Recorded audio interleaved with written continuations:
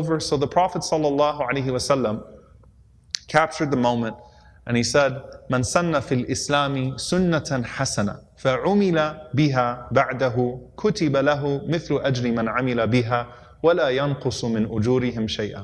The Prophet ﷺ said, whoever introduces a good practice in Islam. Now in Islam here does not mean introducing a foreign practice into Islam. It means a practice that's already within Islam. Right? Sadaqah is an established practice in Islam. So he introduces a practice that is already within Islam in that he's the initiator of it.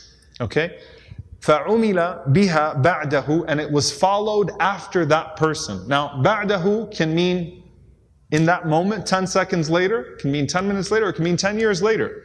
The point is, you did something, and someone after you came after you and said, I'll do the same thing, was motivated by your doing and did the same thing. The Prophet ﷺ said that they would have the reward of the one who followed it without the reward being diminished in any respect. And so both the initiator, the one who set the trend, as well as the one who did it after that person, have the same reward, and it does not diminish the reward of the follower in any way whatsoever. So this means that if you are looking in the lifetime of the companions of the Prophet ﷺ and someone did something good and we do it as a result of that, we use that practice as a trend that was set within the faith, that person gets the reward every time. So if someone cleans up the masjid and they remember the woman that used to clean the masjid, if someone removes something harmful from the road and they remember the unnamed person in the hadith that removes something harmful from the road, if someone gives water to a thirsty animal, remembering the story of that unnamed person who did so, that person, think about how amazing that is.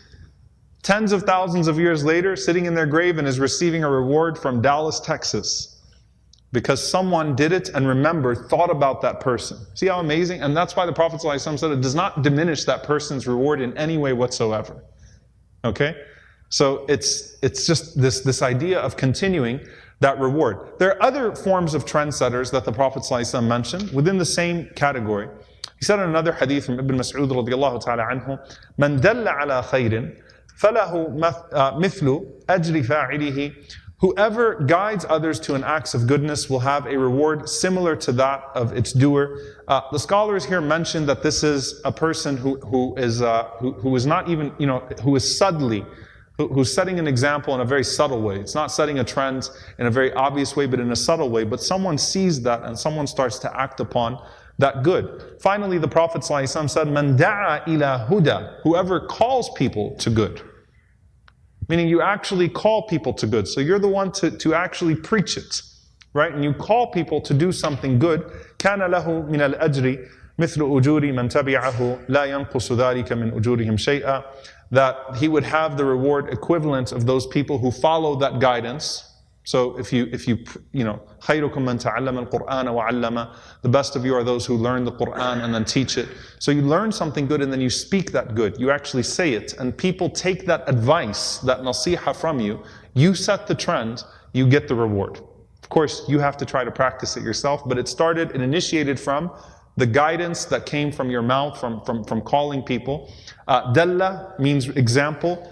Da'a means you actually called. And the point is that you set the trend, and so the people follow you in that trend, and you have the reward of that as well. So those are the first two categories. The first ones are the forerunners. Second ones are the trendsetters. The third group are the strangers. Al-ghuraba. Al-ghuraba, the strangers. And the strangers are described in different ways within the ahadith of the Prophet ﷺ. The Prophet ﷺ said, "Bada al-Islam ghariba, wa sayaudu ghariban kama bada, fatuba lil-ghuraba." That Islam started off as something strange, and so it will return back to being something strange